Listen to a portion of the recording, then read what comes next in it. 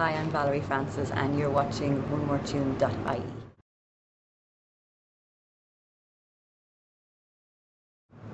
I have been playing music my whole life, so making this album was just an inevitable thing.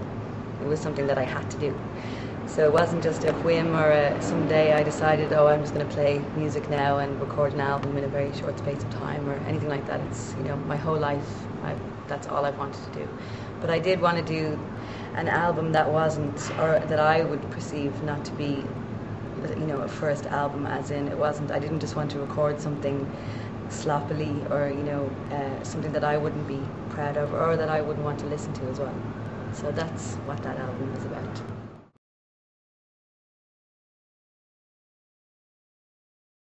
I studied sound because I played music and I wanted to learn how to record music because that seemed the only way for me at the time to be able to do that myself. And then I accidentally got into live sound. I had asked one of the guys in Whelan's if I could sit in on a gig, and it was purely just to learn more sound because I had done that course, I think it was like a year or two before that, and I just wanted a refresher just to get back into it again. And I stayed there doing that for 6 months and then eventually got a job. So that's why, but yeah, definitely I did sound because I played music, not the other way around.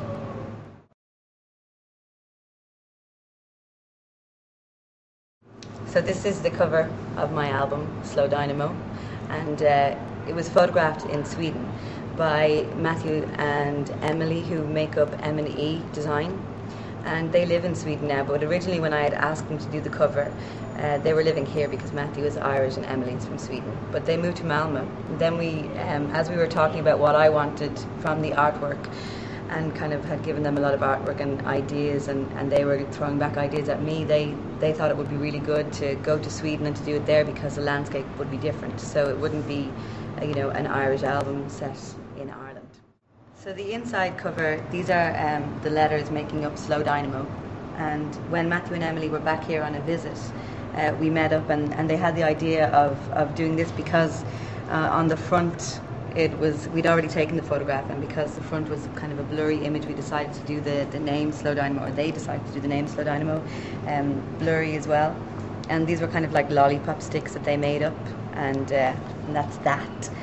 And then as well we have the inside photograph here, which is me on these rocks in front of the Copenhagen Malmö Bridge. I don't even know what the name of that is, but that's where we did these photographs, was in Malmö.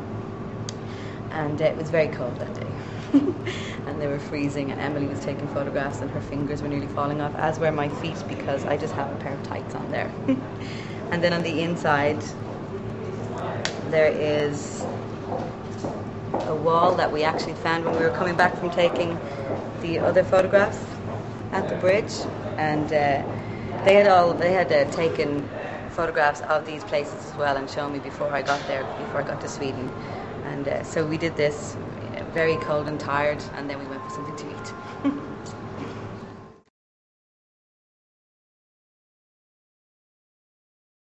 My relationship with Sweden, I suppose, would be that I was seeing a Swedish boy for a while who lived in Stockholm, and so I would go there quite a lot. And there are bands that I've met there and that he plays with as well, Blood Music and First Floor Power, and I've also played with Blood Music.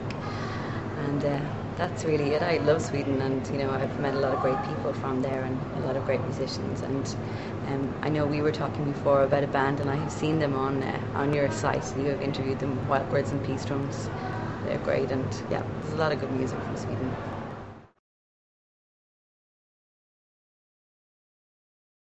The idea for the video was completely Own Kidney's idea, and we've been friends for a very long time. And a few years ago, before I'd started recording this album, we would joke about him making a video for me.